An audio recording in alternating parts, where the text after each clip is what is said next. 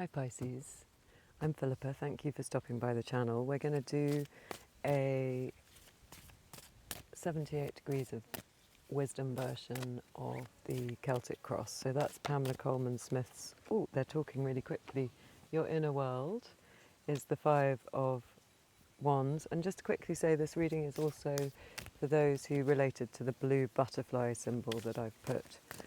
I'm really hoping it doesn't start raining. If it does, we're going to go to the shed. And externally to that 5 of Wands, gosh, it's really fast suddenly, and coming fast on the feet of that 5 of Wands, which is a fast energetic card, we have the Knight of Swords, which shows you in your external world. So yeah, just to explain, I put little symbols in the thumbnails, so just in case you're looking for a reading and that symbol really speaks to you, then it's yours as well. But obviously, this is for entertainment only, and you know, only listen if it really starts resonating. So, and in the basis of this situation, oh, I haven't turned that. Some of the cards are turned the wrong way around. In the basis of this situation, that was the Magician, but he was poked the wrong way around. I think I'd done that. So in the basis of this situation, for this timeless reading for Pisces and blue butterfly, it was so pretty. It's really cute. In the basis of this situation, we have the 2 of Pentacles, and this card also wanted to come out, which is Judgment, number 20. I'm hoping this mic is working properly. So at the beach yesterday I discovered, this is all new to me, that actually, because my voice is quite low, if you have background noise you can't really hear it. I'm hoping you can still hear the cockles and people. Okay, Death, but he was turned the wrong way as well. But he came out, that's fine, I wasn't looking at him. This is in your recent past. And I see one more card, 2 more cards that are turned the wrong way. That's interesting, the idea of a deck of cards with them facing in different directions. Let's see if that plays into us. Oh, sticking to my hand. This is a potential outcome, the 7 of Wands, Pentacles. And in your near future, the wind is up. I'm really sorry if it starts raining. Okay, we've got the 4 of Swords,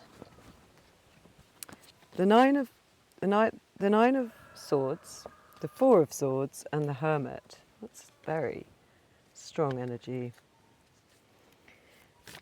And your attitude, the attitude of those turning up here today. Oop, we've got, oh wow, the Ace of Wands and the Ace of Cups. That's nice. And your environment. Card for your environment. Card for your environment, please. Oh, we've got 5. 1 on its own, the 5 of Pentacles. And then we've got the 3 of Swords, the 7 of Swords, the Devil, and the Ace of Swords. Wow, so many swords. That's in your environment. Okay. Quite busy.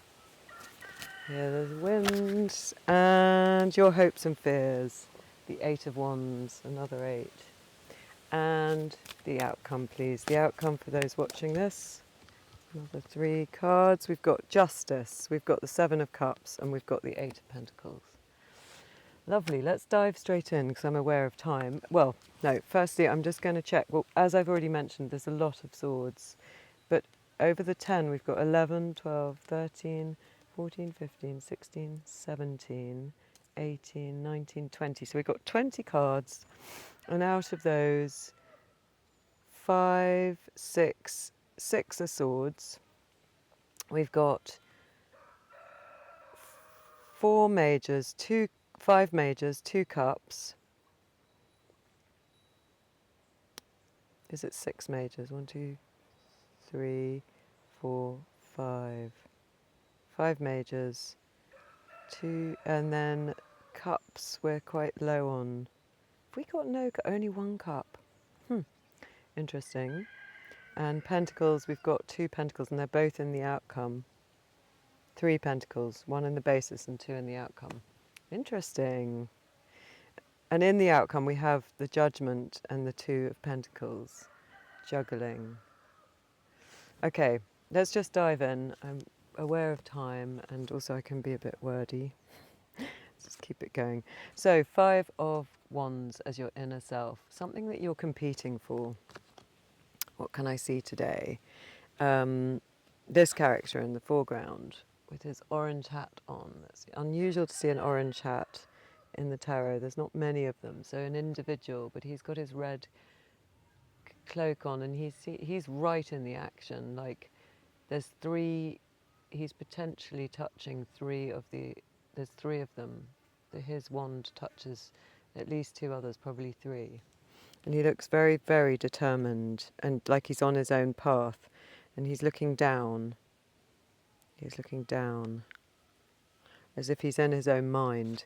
So you're sort of in your own mind getting ready to, or compete, ready to jump in and compete, I think. Or you're sort of super focused and determined to use this energy in a competitive way, and you kind of know where you want to go. Gosh, I hope that's been working. I might have to put this further up here. And you know where you want to go, and it's a fun, playful energy. It's the 1-5 that is kind of a bit life affirming. I mean, they're all fine, they're all just teaching us something, but there is also a major 5 of, who's the major 5 we've got here? Well, we've also got the 5 of Pentacles.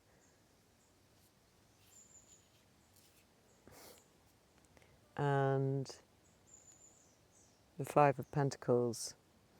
So you might be, because I'm just looking at those 2 5s and how they relate to each other, you might be trying to sort of battle your way out of a feeling kind of a bit lost and out in the cold and like you don't quite know what's going on. I'm sorry if that's the case. But now your energy feels very unleashed, and that little orange-hatted individual, it suggests to me that you might be about to go on a very individualistic path, and you're fighting for your own voice, your own perspective, your own creative drive to come out of this. We know that this reading is probably to do with how your thought leads the way sometimes. There's very little heart action going on, but we can see some confused thoughts. Actually, we have got 2 cups, because we've also got the beautiful Ace of Cups. So sorry, I didn't mean to say you had no heart here. There's a lot of swordy action, and some of it's quite challenging. So I think there's something about fighting your way out of challenging thought behaviours in order to get back in the game, okay? And then that is making you feel in the outside like the Knight of Swords. You're dashing in. I'm going to kind of pick up on your pace. I mean, I'm picking up on your pace in the way that I'm reading even. It's a bit different for me. There are 4 birds above his head that I haven't normally focused on, and there's wonderful plumage. And we say about him that he dashes in and has a punt and tries to do something. His sword is off the top of the card, which is similar to the Page of Swords, who also holds a sword aloft. She's the ultimate strategist. She's up on high ground. She's looking around, deciding what she wants, and she's going to have a go at getting it, even though she's probably not the most experienced energy in the pack. She sort of fakes it till she makes it. So I feel like, because I'm seeing that sword, I think there's a feeling of you just diving in, unleashing this energy, and you're going to go and try for something. And it involves, it's going to involve, this journey that you're on is going to involve mastering your thoughts around it somehow, or your thoughts about what your life is about. Because in the basis of this situation, oh, big wind, is the camera okay? We were due rain all day and we haven't had it yet. I don't know why. This side of my hair is sort of out of control. There's nothing I can do about it. I can't be bothered to do all that straightening and stuff while I'm here anyway. Well, I don't anyway.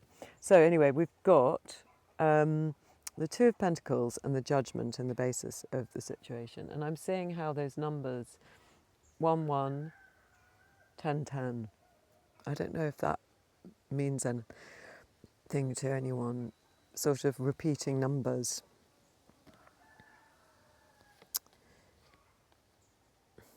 An epiphany, okay, the Judgment is taking the main tone of this. The whole of the reading is around an epiphany, around parts of yourself that have been long buried, waking up again, and hearing this call from an angelic call. It's a bit like the angel that presides over the Two of Cups, two of the lovers, where he's sort of giving them a choice. There's a huge angel presence. Something has woken you up to, as I say, a part of you that has been buried for a long time. But with it, the Two of Pentacles. So what am I seeing in him? Firstly, he's on a stage. I did finally actually just look into, because I keep seeing the stage, so it's really winking at me at the moment, and I've just had a look at some threads when I was up in the house hanging out with my boyfriend before he's finished work at last. And I was looking at some threads on Reddit and things about, so I've started my research about what these stage cards mean. So you see how there's these two lines, and no one, which indicates a stage, no one seemed 100% sure what they meant. There were all sorts of different readings, and I didn't chime 100% with any of them. So I'm going to continue on my search and see if anything else. I kind of agreed with some of it. The bit I find really interesting is that Pamela Coleman Smith, who was given no direction on any of the minor arcana,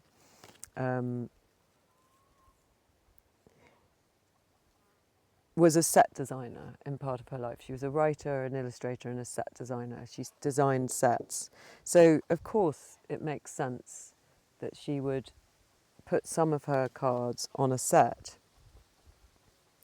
Now, not all of the numbered cards have a set scene.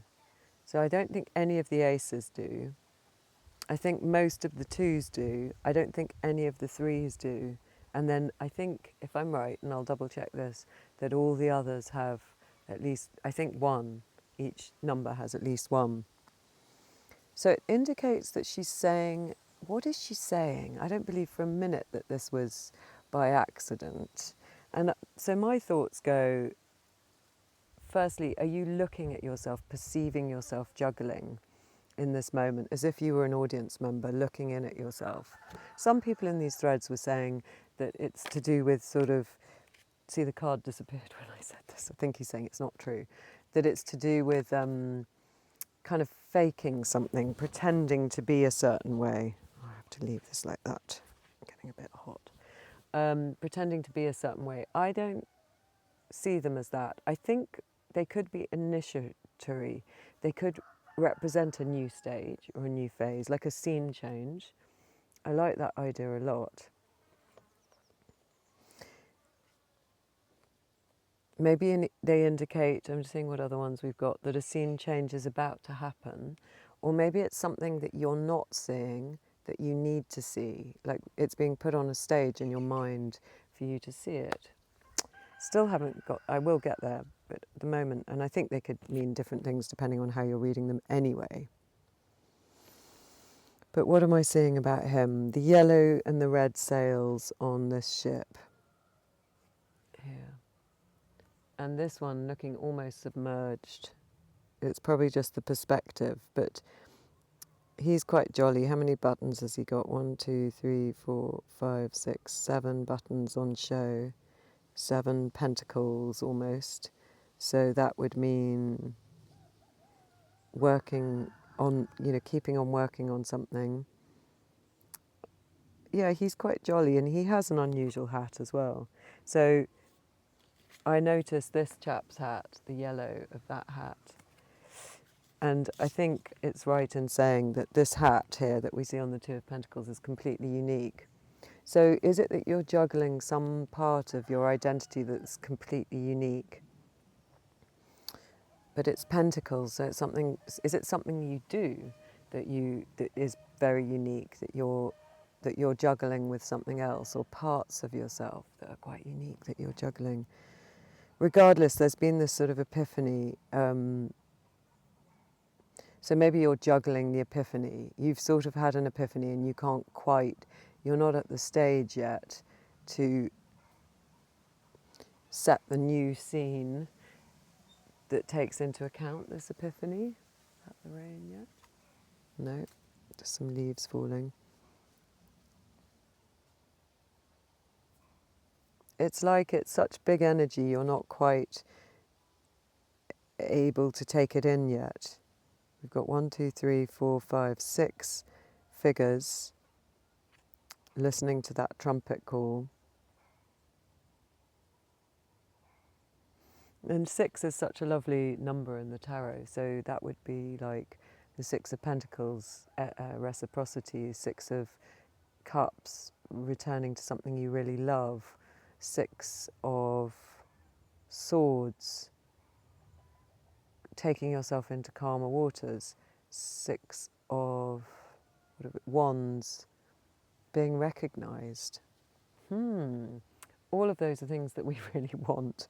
Being recognised, being fairly paid and fair with everybody else, being into calmer waters and doing something you really love.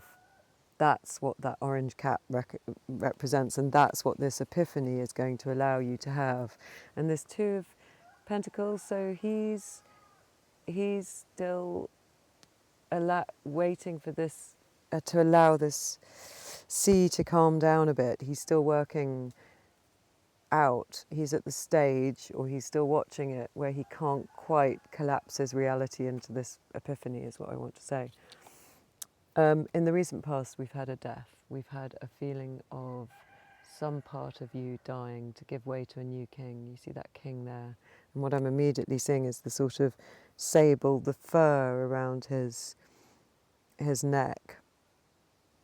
And that puts me in mind of the Queen of Swords, who we haven't got here, but she wears, and I was talking about her cloak that's covered in clouds the other day, and it really struck me that it was like when a Stone Age person would do hunting and they would put on the pelt that they wore for symbolic reasons. So some part of you that's been wearing a fur, some sort of, as part of your regalia, has been showing off something that you were able to do, that's your thing that you can conquer. Some part of you that part of you has died. You're not going to be known for, or you're not going to rule the domain of conquering that particular thing, that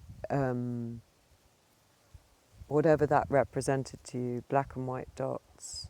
So something about what you used to conquer is dead, and there is a new dawn rising between those 2 pillars. And death, he's often the last person I look at in this card. It's so funny. He should be the starring person.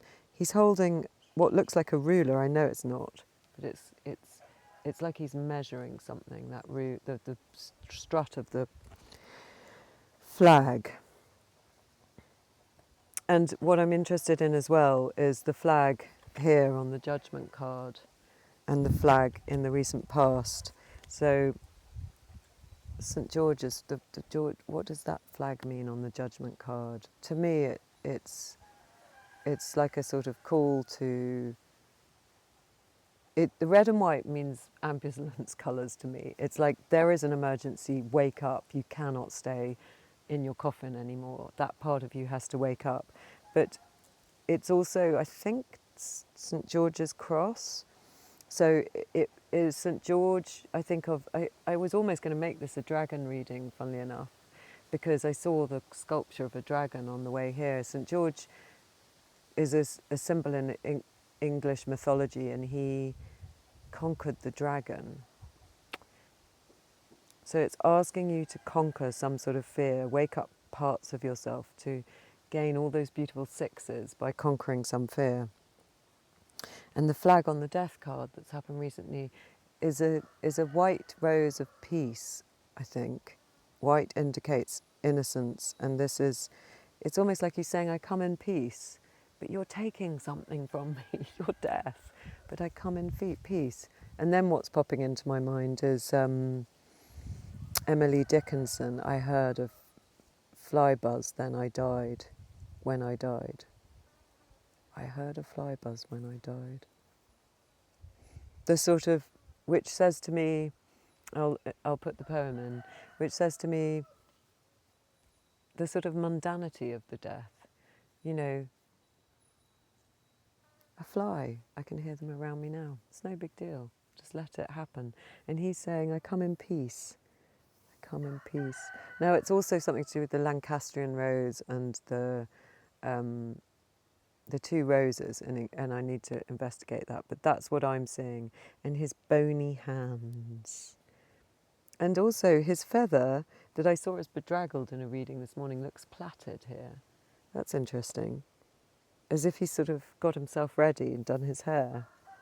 So he's sort of almost trying to present his best face, and he's saying, don't worry, it's just like a fly. It's just me, little old me with my plaited feather, and don't worry. So some part of you that was in charge and authoritative about something has gone. That's not what you're going to lead with anymore, because he's a king. You're going to lead, a new king has got to come. And it could be coming from this curious little child here. I mean, she's just the best. What is this instrument she's got? Again, I need to look this up, but I'm having too much fun playing with it. And actually today, so it's a snail shell on the end of her golden whatever it is. And then her shoulder looks the same. So it's almost like a prosthetic is what I'm seeing today. Some sort of strange robotic arm that has this lovely symbol of a circle. And actually it's a circle with a dot, which has all sorts of symbolism. But it's a sense of completion and harmony, and then that beautiful spiral that indicates the turning of the seasons, the turning of fates, is like part of her prosthetic arm. So she can adapt to some hardship and bring something really beautiful into play. And I usually see it as an instrument.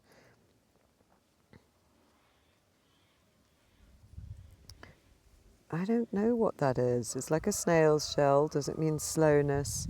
Or if it's her arm, and those cherries are popping out to me at the bottom as well, which the other girl or the other figure has got right at the bottom. But what is this? This curious addition to her body.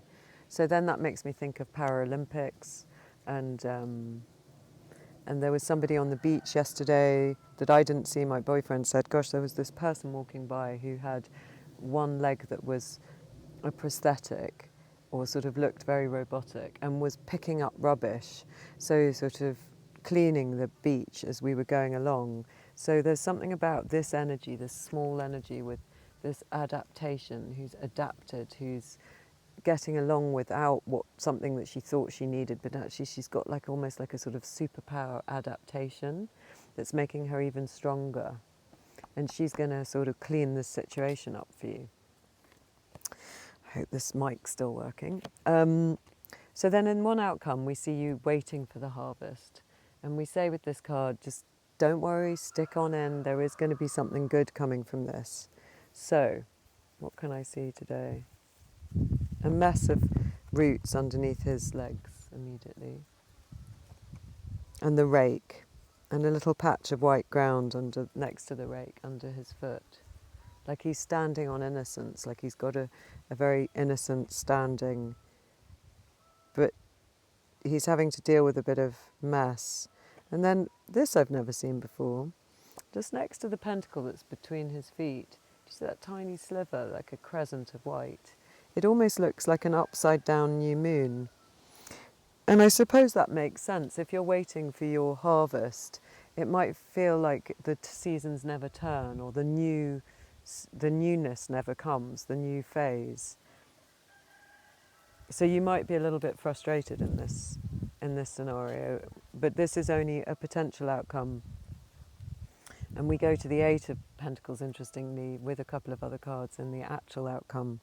So in the near future, we've got the Nine of Swords, the Four of Swords, and the major nine of the Hermit. So the two nines with the four sandwiched in between. That's interesting, isn't it?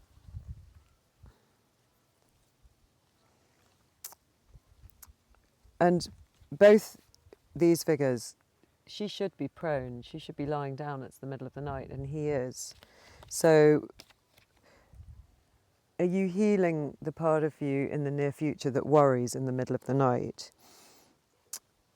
With your, yeah, that's what I want to say, with your major nine that takes over from this worry of the Hermit, who finds this true path for you, that even though you can't see the whole picture, he is going by the light of that lantern, and he's putting one foot in front of the other, and he's making out his true path based on his own individuality, like that lovely child with the orange cap, and like the little child with her snail prosthetic arm that seems to have some magical power that we don't even know about at the moment. And while I'm thinking of that, I'm thinking of Lyra in Philip Pullman's his Dark Materials.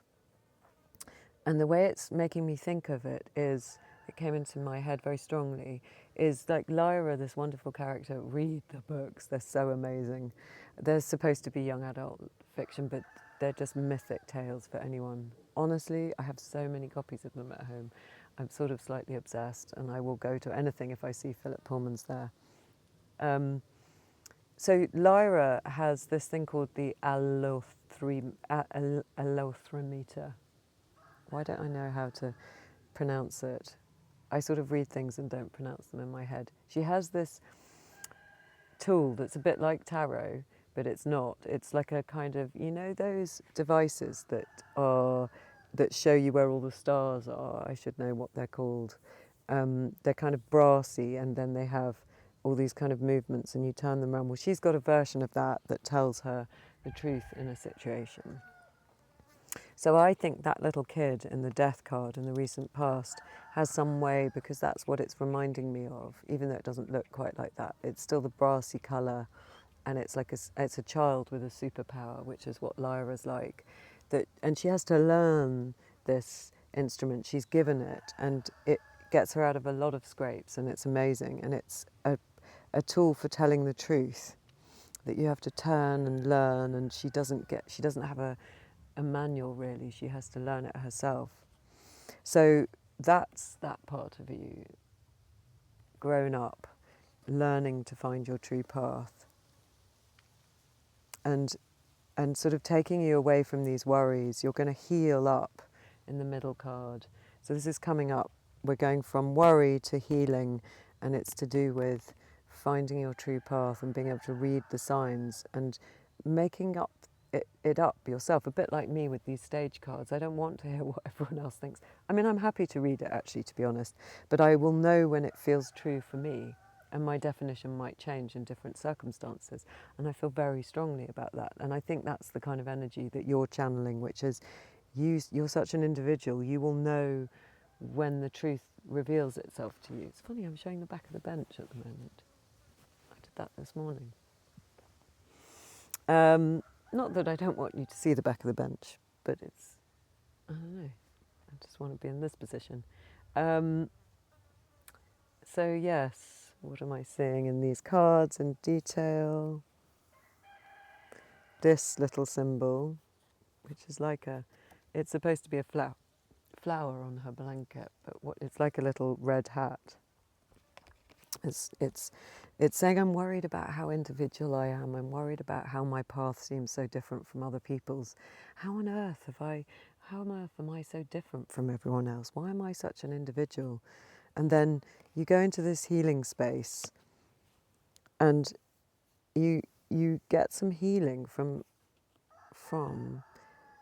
those figures you get some healing from aligning all your chakras, really resting, getting everything aligned, meditating on who you really are, giving up the fight for a little moment and getting into the church. And we know in your environment you feel a bit out of the church, and that's being emphasised by that 5 of Wands going into the 5 of Pentacles in your environment. But here you've got yourself into the church, and that allows you to work out what your true individual path is. What's standing out for me in this reading? The 3 swords, very strongly, the 3 swords. We'd normally say from your third eye, your heart and your solar plexus. But it could be your throat, but I think it is your heart and your solar plexus. And your little hands are reaching up to the one at your solar plexus. So it's about using your power. That's what you're reaching for here. Do you see that? The 3rd sword. And you seem to be sort of looking at it and thinking, dare I touch that? Dare I connect to my true power? That's what you're considering. My true individuality that gives me my true power. God, how exciting. Blue feather / dragon / Pisces. And in your attitude, it's just amazing. The Ace of Cups and the Ace of Wands, and that makes me think of the symbol for the yoni and the lingam, which is on the front of the chariot. It says this is very fertile, you know, phallus and cup, you know, it's sort of like those symbols of male and female, and it's fertile new starts. That's what you're feeling, that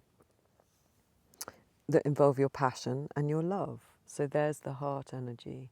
And of course you love what is your true nature that you're only just really waking up to. Of course you can love that, because that's who you really are. That's who you came here to be. Do it. And you're feeling really passionate. And what am I saying here? The river at the bottom of the Ace of Wands and the 3 trees. How this is being handed to you from God. It's as if you're listening to something else. And it's really beautiful. We got another ace. Yeah, we've got 3 aces. You've got the Ace of Swords coming up. Wow. It's reminding me of on the beach, there were these huts. So the beach we go to in this part of India, Italy, it's in a national park, and they say all over the place, do not build huts but out of the driftwood. But a lot of Germans go there, and Germans, they are amazing. Oh, there's a little butterfly, not blue, but another one. They're amazing at construction, or they appear to be, because there are these incredible huts everywhere that people have made in order to put their lungis over their drapes, you know, drape over for shade, and they're really beautiful. And we usually find one, a bit like a crab going into someone else's shell after someone's left. And they change every time you go there, because people pick bits out of this one and add them to that. And I was looking at one yesterday that had just near us, that we actually got there so late we didn't need the shade, but that had all these bits that was reminding me of the wands coming off it. It was actually dried seaweed, but it really looked like a wand. So making a structure out of your passion, managing to build a makeshift and rather beautiful and poetic and slightly illegal hut, slightly not what you're meant to do, an unconventional dwelling. And actually, as we left, there was a hut that was just, I'll see if I've got a picture of it, that was so huge. It was like, wow, who built that? They're amazing. They're amazing. And that makes me think of a guy that I saw in a little Instagram post who really reminds me of the 3 of Pentacles, who we don't have here, but he is an Italian man who died at 95, but at 91 they made a little documentary about him, and he wanted to be a monk and wasn't, and then ended up using all his money to build, over 53 years of building his own church without any architectural knowledge. It's so phenomenal. And so that hut and him and your individuality and your orange hat and your red hat that you're deciding whether you're going to go with could build something really poetic and amazing and unconventional. And the chimes are going for this. I don't know whether it's picked up on it, but there's some chimes next door to us in another bench that one day I'll go to.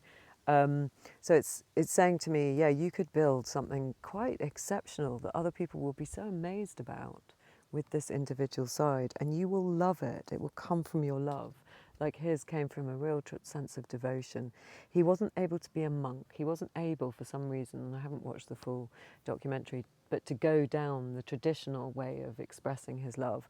So he found another way to do it. And actually the other way, in its full individuality, is so moving and so much more, sorry Mozzie, but you're going to get it, is so much more arresting to think of somebody. And my sister's obsessed with these people. There's someone in India who made a whole village of places in a wood. I think it was that he'd been secretly working on for years. I'll see if I can find the link. And you see people who secretly spend their entire lifetime reseeding trees and building a forest. And there's that book, The Man Who Planted Trees. I'll put a link to that because it's a similar idea. So what could you build that would represent your true love, your true individuality, that people would be so amazed to see, because it wouldn't have the mark of traditional architecture schools or traditional monk behaviour, or the way that they would go about it, or traditionally reading the tarot cards like Lyra in his Dark Materials. She has to make it up with her strange instrument that she doesn't know how to use. You need to learn how to go your own way and invent something through your passion, or create something through your passion that is really amazing. Can't wait to see what it is. How amazing. And on the Ace of Cups, communion wafer, the dove, the five streams of water with all those yods of blessings, those little blessings. Now, I heard someone use the word yod in an astrological reading a couple of days ago or yesterday, and I was like, yods? Okay, I know about yods from the tarot, but a yod is like a sort of special conjunction or meeting in the sky of stars that gives blessings as well. So presumably that's where the word comes from. And that's amazing. That kind of sends me down a rabbit hole. So you're getting blessings that could be related to what's going on in the skies at the moment. I think Pisces is very active at the moment. Let's look into it. It's my rising sign, so I'm quite interested. Very active and getting its moment. So maybe that's what those mean, those yods. But also the fives. We've got 2 fives. We've got 5 in your inner being, 5 in the pentacles that's coming up, and these 5 streams. So making the most of what you're learning through the suit of Mars, the 5 streams of water. Making the most of that competitive, individualistic energy that's young and fun and goes about it with great gusto, not any malice, but just, what a laugh, I'm going to get stuck in. And finding a place that you love that can house the parts of you that feel a little bit othered. Because in your environment, coming up, we start with the 5 of Pentacles. That's that individual that's in you that doesn't quite have a place, a home, that feels a bit out in the cold, that feels absence, delay and separation. You're really thinking how different you are in your environment, how you're different and separated somehow from your tribe, like Lyra is for most of those books, like this amazing religious person who built his cathedral, like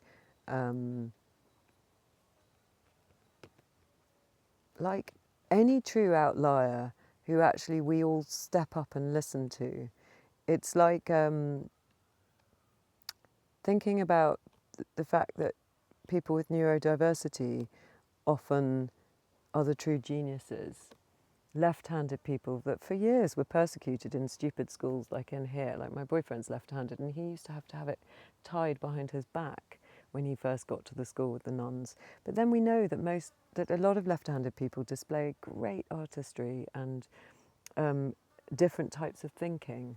So I know it feels a bit strange and difficult to be left out sometimes. And, you know, in your environment, I can see some quite punchy energy, to be honest, because after feeling left out and in the cold and a sort of sense of a long time being left out into the cold and your power being given away, I think possibly for a large period of your time, because you haven't here on this planet, because you haven't been using your individuality to its full extent, you have given away a lot of your power. It hasn't really been taken from you. You've given it away because you haven't dared to show up in your authentic expression. And if people love authenticity, if there's nothing that we haven't learnt from our weird experiment with social media or even platforms like this, what people are engaged with, or what I get engaged with, is somebody who tells us the truth and shows us something intimate and is just their own weird version of a human being. I always remember there's this book by Peter Hedges called What's Eating Gilbert Grape that they turned into a film, and it was actually, I think, Leonardo DiCaprio's starring first big break. He plays a boy with, I don't know whether he's supposed to be autistic or a learning disability, but he's not normal, as it were, whatever that is.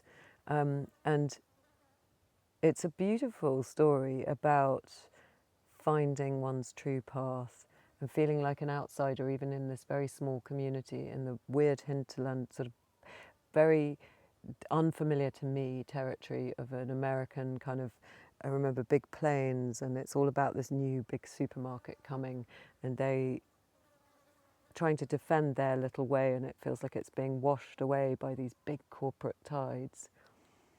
And they feel very, I must rewatch it, another butterfly, a white butterfly now. It's beautiful. It's beautiful. It's such a beautiful film. Watch it if you haven't seen it. I wonder whether it stands the test of time. But it was written by a very young man called Peter Hedges. I think he was only 21 when he wrote it. And I remember the thing that struck me most was, gosh, when you talk with such authority about something you know so well that's so unique to you, even though I have no experience of that part of the world, these are very unfamiliar landscapes to me, there was a truth that kind of chimed 100% with me, and I could completely relate to it, even though it was about young men, not young women, about an environment I don't know. It really, really spoke to me. So that's where we give our power away is when we're not individuals. So for a long time you've been feeling like your power's been given away and you're separated from your true calling, your passion. But then in your environment, the devil turns up. So we see your passion turning up. Sorry, I have to slightly hide him, what's standing out to me, his bat wings. Last night I was sat here and there were some bats. So that's a symbol of using your sonar to find your way around. Using your spidey senses, your bat senses, your Batman senses. Are you secretly like Clark Kent, pretending to be an everyday normal Joe, and actually you're Superman? You've got these incredible sonic powers. You can hear things other people can't hear, and you can echolocate. You can work your way around an environment through click noises. Wow. God, so many things coming to my mind there. Yeah, you're reconnecting to that superpower that's your passion. Now, obviously, the devil often means other things, but that's how he's turning up to me today. And I can see these two frown lines with the pentacle in between, as if saying, and it's almost like part of it's the sign of the goddess, and as if saying, use your intuition to create some magic in the world, is what he's saying to me today. And I'm seeing a tiny little cross on the ear of Eve that I won't show you. So again, that you can hear something other people can't, that you're super sensitive to some sort of other, you know, because, okay, as humans we only have certain senses, but if you can hear something else, honour that, because that is going to give you your another new fresh start of the Ace of Swords in your environment. So it's something, you're disempowered usually, you're out in the cold, everyone else, and it's you that's disempowering yourself, you with your red hat on, like your individualistic part in your inner world, and your two that's juggling. You're stealing your own power because you're not showing up with this magic ability to hear the truth that you've got, or to navigate through the world by a system that no one else has, to your unique path. But because that is coming in, you get another ace. I mean, amazing. And it's making me think of the story that I stayed once in a B&B with a man I did love very much, who I was splitting up with. We weren't right for each other, and it was raining and pouring. It was in Wales, and it was this long, low barn, ceilinged barn, and it was one of those weeks when, even though it was summer, it rained and rained and rained, as only it can do in Wales, the beautiful Wales. I'm not dissing the Welsh. I'm Welsh by heritage. I'm a Davies. So it was raining and raining and raining, and because the bats are protected, so they're sort of othered in our cultures, aren't they? We think of them as being Draculas and all that kind of stuff, but they're also protected. In England, if you have bats roosting in your building, you're not allowed to do anything to change that. So this farmer was renting us this space, but along this long, thin, two butterflies are dancing now, along this long, thin room that we were staying in, which had a kind of, and then it was an L shape. We slept in one corner, but we walked all the way along it in this living quarters, and then went downstairs to the kitchen. These bats every night would just be flying at you. It was so strange to get used to start with. Oh, another butterfly. Wow, this one is like tigers. This one has got, oh, come over here, go on. Oh, she's beautiful. She's got she's orangey, burnt orange with beautiful red, black markings. Yeah, you'd walk in the evening down this corridor of a kind of long living room, and the first day you were like, oh my God, am I just going to have a face full of bats? Because they were coming at you from every angle. And we got quite blasé at the end of the week, because they have such amazing echolocation. They might come this close to you and then veer off. But it was a really strange experience of wading through that, spider now, Spider-Man, Batman, of wading through that kind of environment. And we were splitting up that week. We were getting to the point where we realised it wasn't going to work, or I was. It was really unhappy time. But one of the things that happened was that he kind of said, oh, you and your positivity. I might have told this story elsewhere, because my dad taught us a weather spell before he died, about 2 years before he died. And my brother, my sister and I, when we were headed to the Isle of Mull, off the Isle of Mull to the Isle of Iona. And he said, you just believe all this hippie shit and blah, blah, blah. And he was all cross and angry with me. And it was pouring with rain, and we were in this long room with all the bats that were about to come out again, that we were being confronted with. This individuality, like, who were we both? Because I don't take from him, he's quite an amazing man. He's a Pisces, actually. He's quite an amazing man. And maybe the problem was he wasn't in touch with how amazing he was. Not really. I mean, I knew it. He knew it. But another butterfly. Anyway, you and all your hippie shit, he said to me. And he said, you know, thinking all this positivity can make a difference. And I'm sorry, if he ever saw this, he'd be so upset, being this is the story that he told about me, but I told about him. But anyway. I said, okay, do you want me to make the sun come out? And he went, yeah, go on then. And he was smoking a rollie out of a Velux window in this kind of strange attic living situation that we were in with the bats. And so I prayed and I petitioned my father, and I looked at these thick, thick, dark clouds, and we agreed that it would be 5 minutes that I had to do it. And then after 5 minutes, the way we would know that the sun was truly out, there had to be a shadow behind him as he sat smoking out of the window, and we were sort of arguing, perpetually arguing.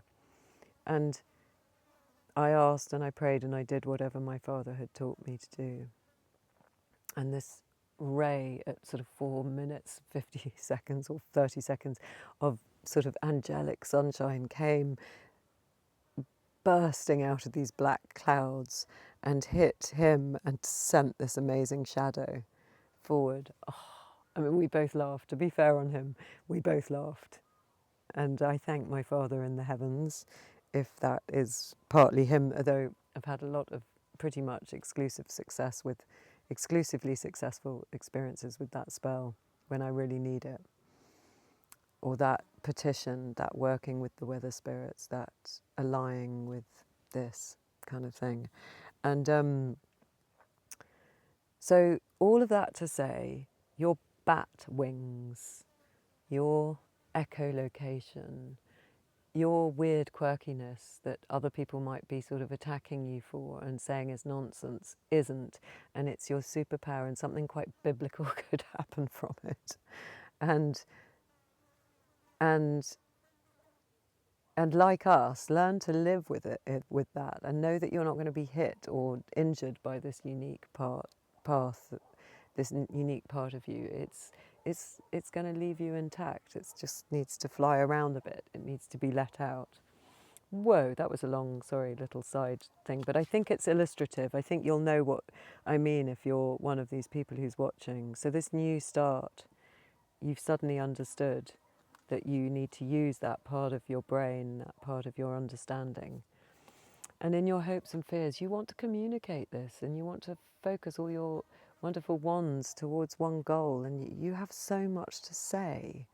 Maybe it is like all the things you're hearing with your sonic echolocation hearing, that unique skill that's unique to you. You're getting downloads possibly. You want to communicate with the world. But you're a little bit frightened to communicate with the world, because then they're all going to know that you've got sonic back hearing, and you're a bit frightened about that. And then what am I saying here? Yeah, it looks like the Isle of the Isle of Iona to me. It's like we're on that boat going across to it, and there's a lovely building there. That's what it's like. You're wanting to head or communicate about those kind of mystical experiences. Wouldn't surprise me. Wouldn't surprise me at all, Pisces, if that's what it is.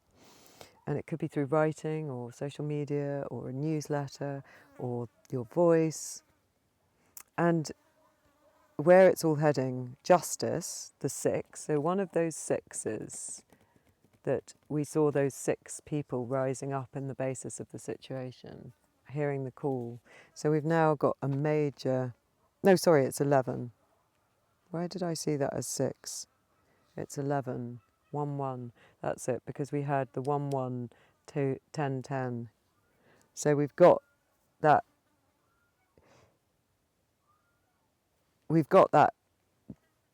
all's right in the world. She is using her intuition, the Justice card, even though she looks strange that I'm thinking about those 6s. I'm trying to bring that 6 to you, all those 6 energies, and I can't see them here yet. I want to see them here yet. I feel like they should come. You know, obviously, if you add the 1s of these new starts to the 5s, and you've got 2 minor 5s, you do get your 6, and you've got 3 1s.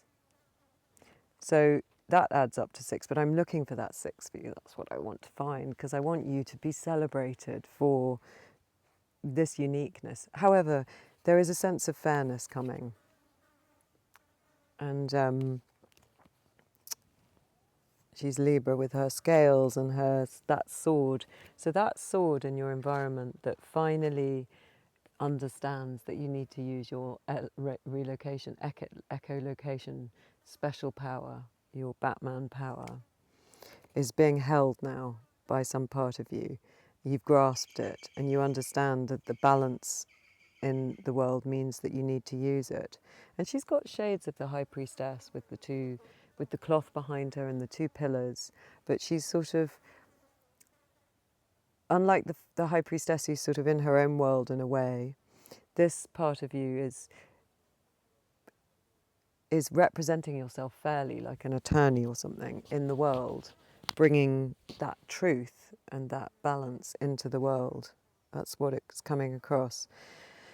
And it's with these two other energies, the Seven of Cups. Are there any other sevens here? No. Yes, the Seven of Pentacles, of course.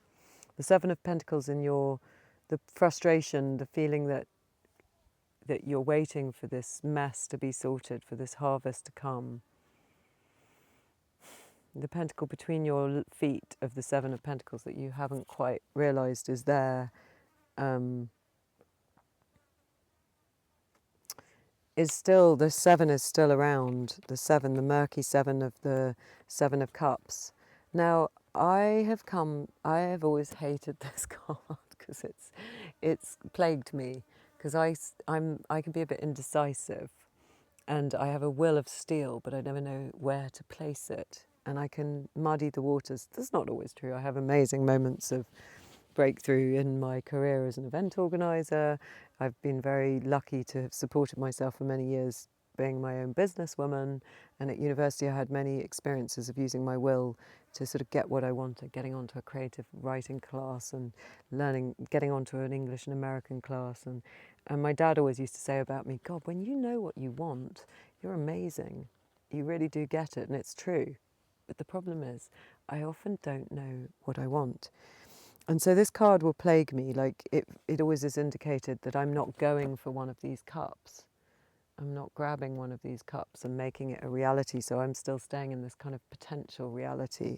And the way I learned it was that they're all turning they're all rotting, these potentials are rotting because you're not grabbing one of them. But recently it's been turning up to me as, do I really want them anyway? You know, a tower, we know what happens with the tower, gaudy jewels, a golden wreath of success, not a natural one, a sort that kind of means pride. The snake, I mean, I love the snake, but, you know, he could be seen as something that could attack you. This funny fake ghost character, like a fake ability to see or understand the worlds, or being haunted by things in the past, vanity from the face of the woman. Yeah, I'm like, maybe the reason I never grasp them is that they're not really my authentic self. So maybe you're having a similar realization that you don't want to try and grow anything. You don't want to put the time in to grow something that's not really who you are, not this unique individual, this kind of quirky, madly creative individual. Maybe now that the justice is here, is you're realizing none of these were ever your paths anyway, and that you need to start working on what your art really is. This is like that guy building a cathedral, or a church rather, for 53 years and counting at the time of the documentary. And those ties on his coat, I think they're the same. Where else do we see ties on the outfit? It's not the Chariot. They're reminding me of another card. It's going to come to me in a minute. It's going to come to me in a minute because it represents something about what you're doing. I'll put it in the notes if it doesn't pop out.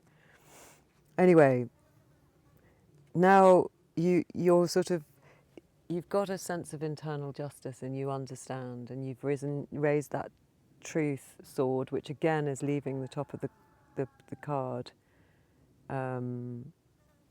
Like this action that you're taking, so it's divinely inspired.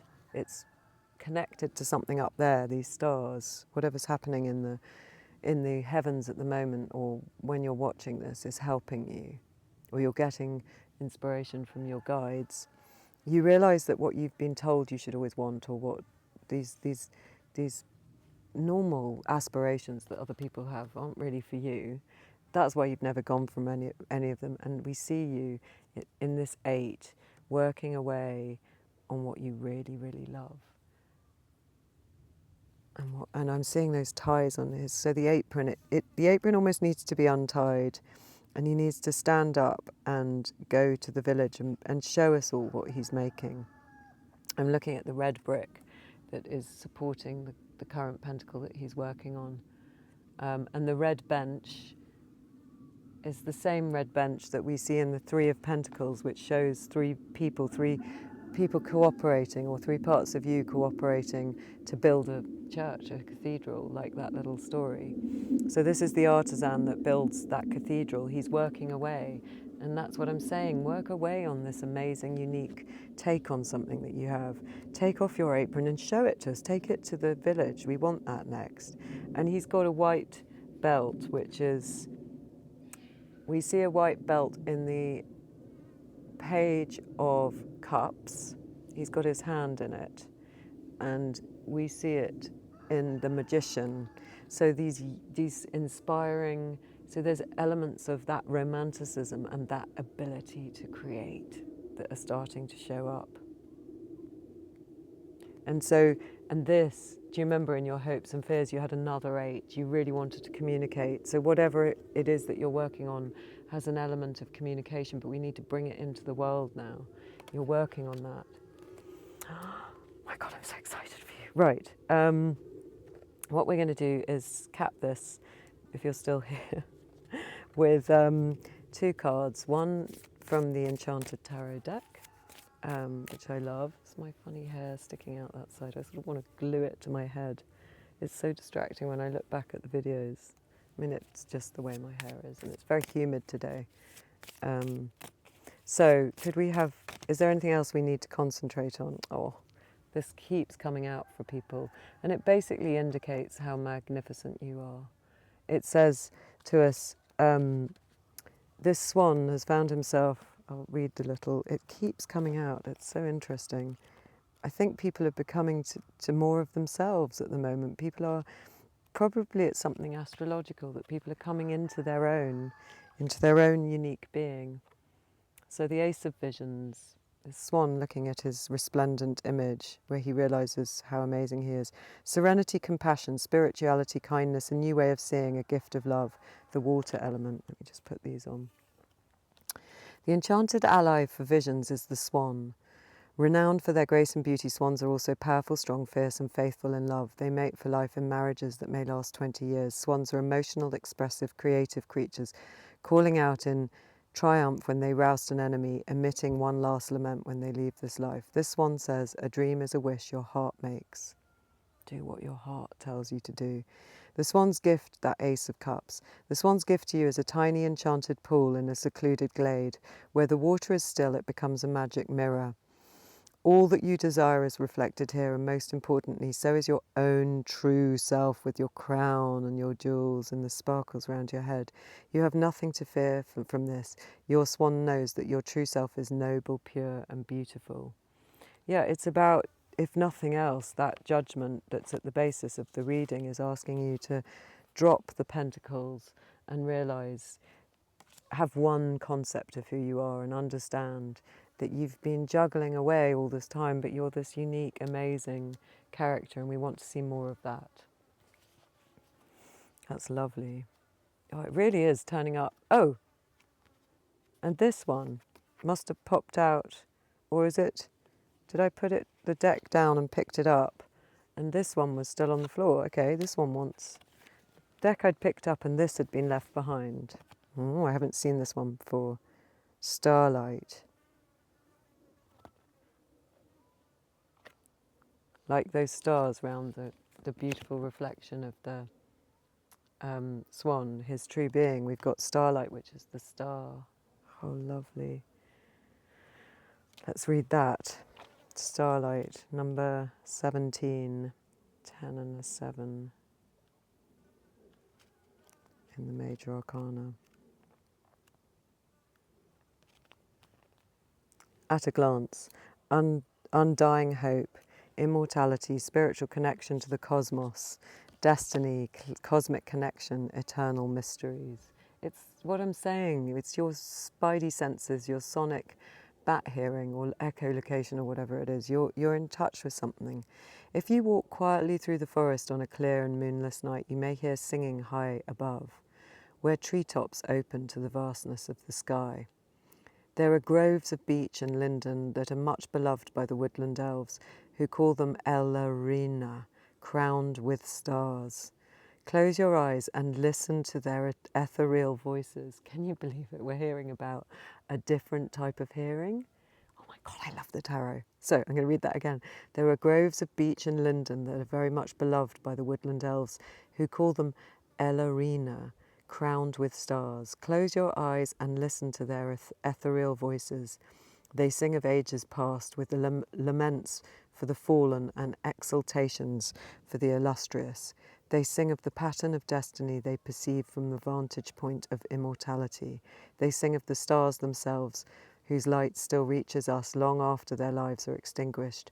The elves sing of hope. Troubles and tyrants come and go, but the stars shine ever on. Starlight comes to reassure you that everything happens for a reason, even if you can't perceive it now.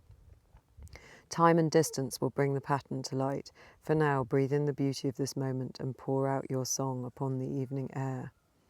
Beech and linden trees are calming, peaceful and strong. The beech is known as the queen of trees, or the mother tree as well. That's how I know her. I go to a beech forest often. So, gosh, I mean, talk about confirmation. Listen with that special extra power that you have, and to that cosmic mystery, and pour out your song, your own unique song. That's your Eight of Wands that you want to pour out. So translate it for us. Something to do with where the stars are. Maybe you're an astrologer. I don't know. Maybe you make music out of, when you see people making music out of trees, like there's a guy called Cosimo Sheldrake. His whole family are quite amazing. His father wrote all these books about the sense of being stared at or looked at, and then his brother does stuff with mushrooms, and Cosimo does stuff where he plays music with trees. I'll try and put a link. And that seems quite relevant to you.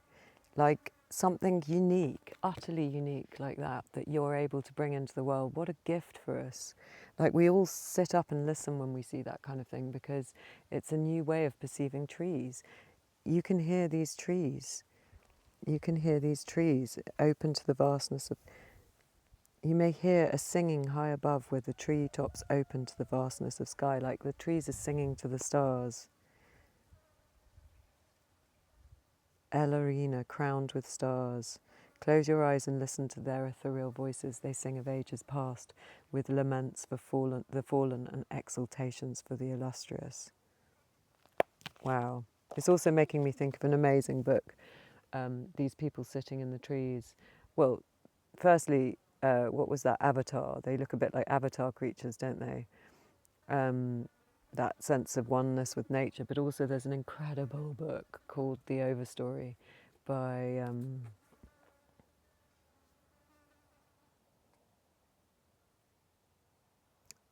Richard Powers. Why can't I remember his name? Anyway, he won the Pulitzer Prize for it, and it's about trees, and it's a set of interlocking stories that all start to culminate throughout and become one grand elegy to trees. And it's every way of looking at it, and there are some pieces in it which are about people. They're based on real life people a woman who lived in trees for several years, 2 or 3 years I think, that were going to be cut down, these redwoods. And I'll try and link something about her and something about the book, because these stories are amazing. So it's kind of people who tune into tree wisdom. Maybe that's you. I love trees. If that is you, can you comment? Can you tell me, please tell me what it is that you really need to bring into this world, because I think you've got a very special thing going on here. And then I'm going to pull you a card from the wonderful Rachel Pollock's Sacred Tribe Tarot to add to this. Is there any other part of the reading? Oh, all the cards. No, that's not. I'm just going to ask these cards to either highlight or add to the reading anything that needs to be added. Okay, well, the Emperor flipped over when I picked them up with the Ten of Stones. I don't know, I'm going to put those back just in case. Well, the Emperor and the Ten of Stones, pretty punchy actually. Let's just see. Emperor and Ten of Stones. Now we've got the Seven of Trees and the Seven of Birds. 2 more sevens. So let me remember 7 of the Emperor and the Ten of Stones, but these 2 sevens, and we know we've got 2 sevens in your outcome. So I think these are very relevant. And the Seven of Trees, let's start with that. Based on sort of indigenous wisdoms and kind of a different type of understanding, these are amazing. You should get a deck. They've been recently reissued, and they're very dense, so I'm still learning them, but it'll take a long time because they kind of run alongside the tarot. So there's a little poem.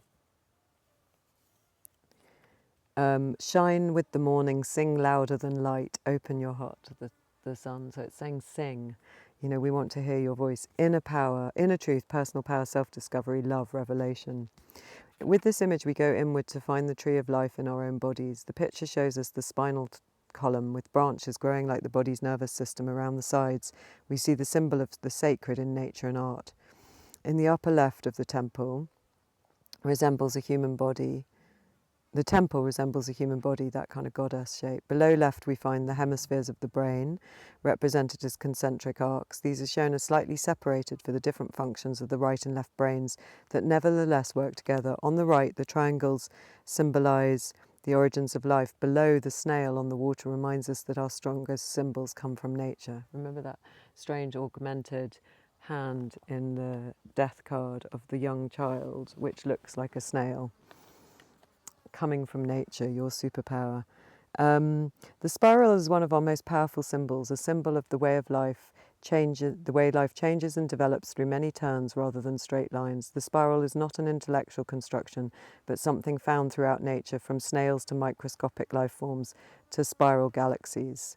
So it's taking us back up to the stars, and maybe you're involved in looking at microscopic worlds, I don't know. When we see these varied images alongside the spine, we recognise that we find the sacred in the union of ourselves and the greater world, as without, so within. The spine and the nervous system enable us to exist, to move. The spine also contains hidden truths. From yoga, we learn that sacred energy resides at the base of the spine. Through spiritual discipline, of many cultures, Joseph Campbell has shown how Navajo sand paintings match the teaching of yoga. This energy, sexual in origin, moves up the spine and opens to the top of the head, that is, through the brain. The in-country of our body opens to the great country of the cosmos as we discover that the two are the same, there is no separation. The heart marks a kind of border between the sensory emotional levels of experience and the spiritual truths of the final opening. According to Campbell, only the deepest Navajo initiates followed the dance beyond the place in the sand painting that signifies the heart. The other dancers exit back the way they have come from.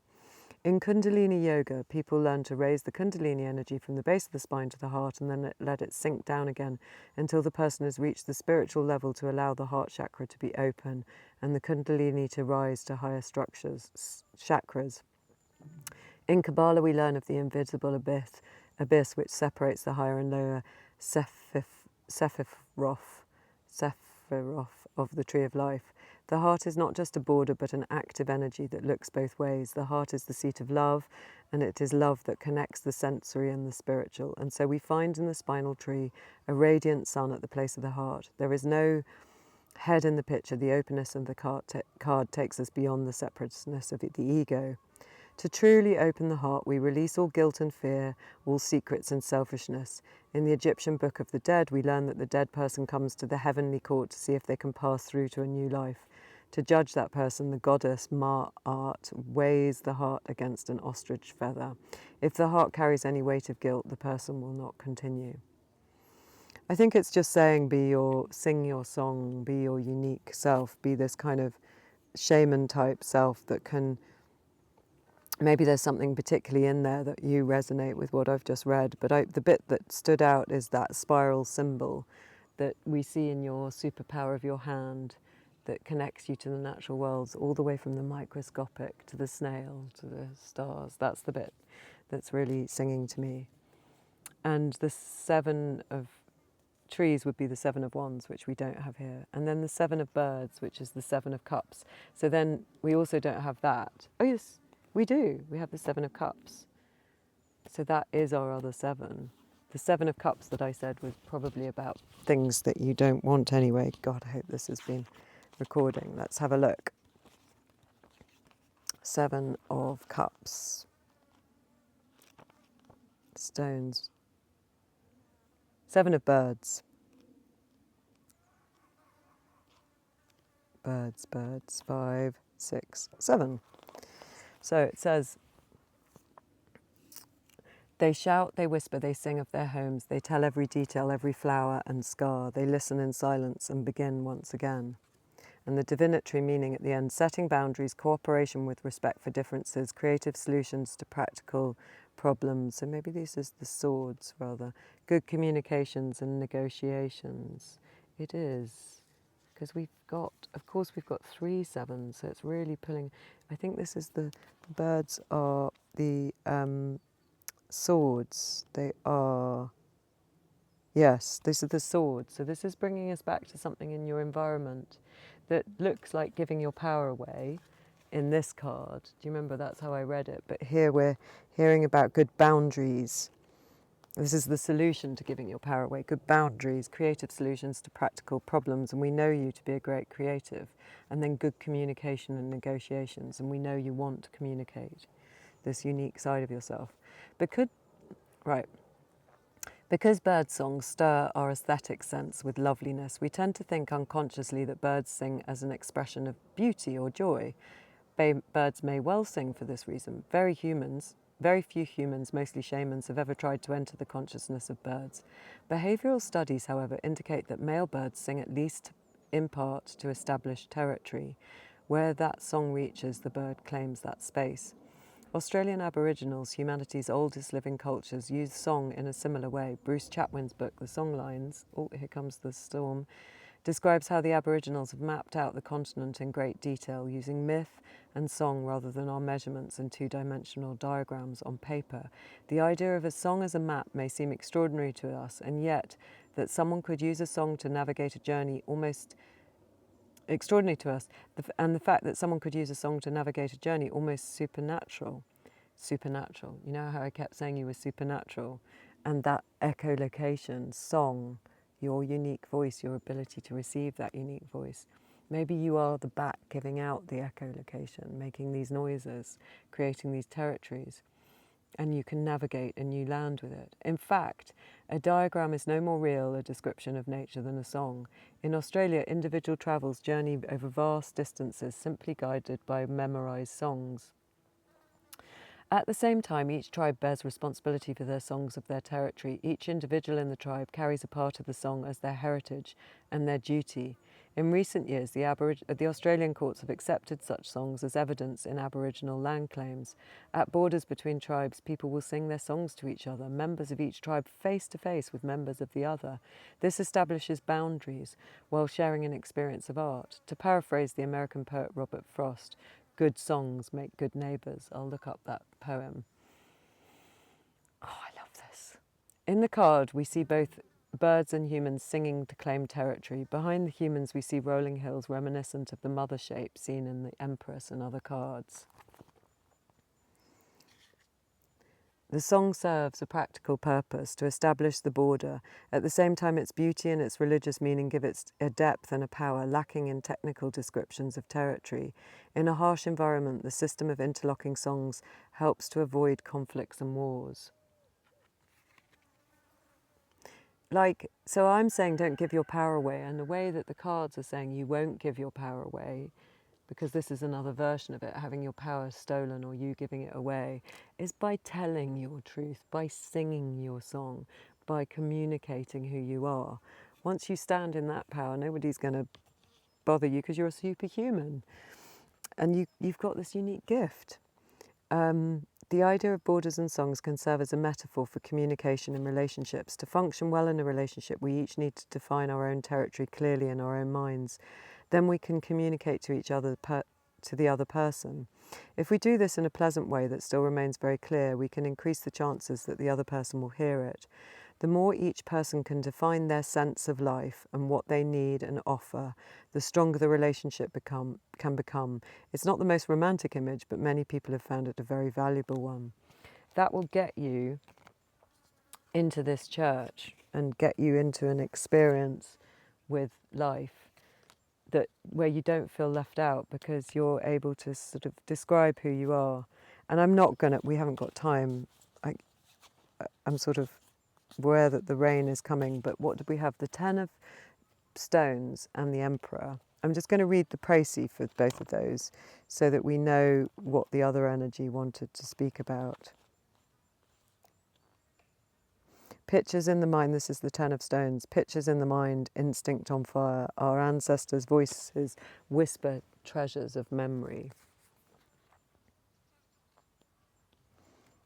Wealth, both spiritual and material, going to the sources for a good experience, finding great value in what life has given to you, property, sharing your wealth and success with others, security. So it's sort of saying to me, and of course the Emperor is about security as well. It's saying if you follow this path, there's going to be great security with you, like a kind of ancestral wealth and coming from that wisdom.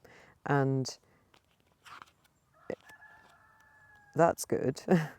The Emperor, he lays down the rules, he lays out the places, he arranges the horses, he builds the tall buildings like that crazy church, like those funny huts on the beach that were so big.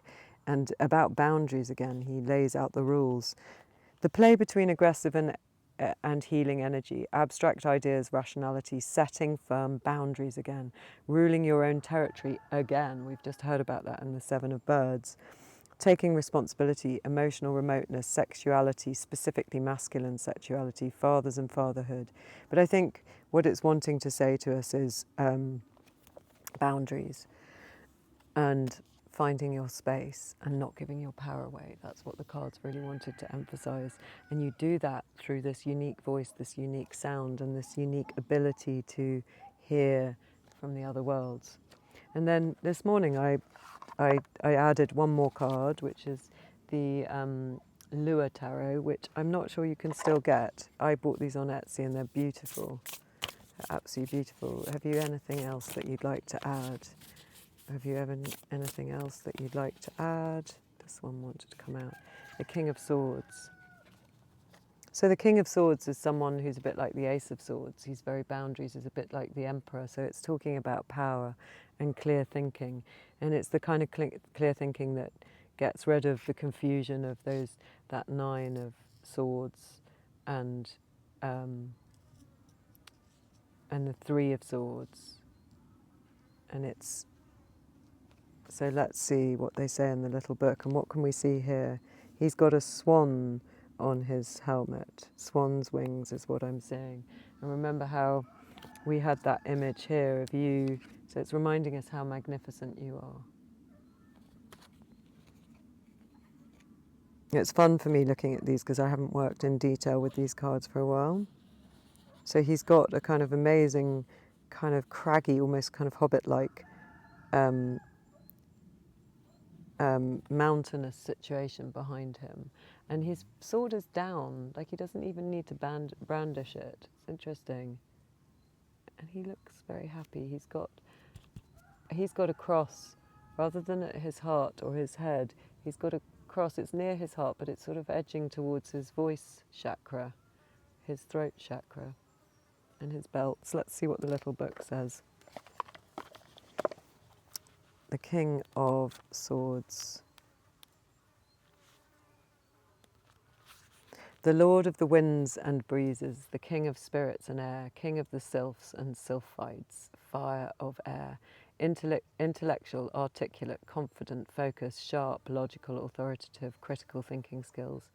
His head held high, a sword in his right hand, hand of action. This king exudes confidence and authority. His winged crown suggests mental agility and the broad expanse of the sky, his ability to see the big picture through the lens of his reason. This king is the master of the mind. He's skilled in speech. in thought and logic. He's an authority figure who is articulate and confident.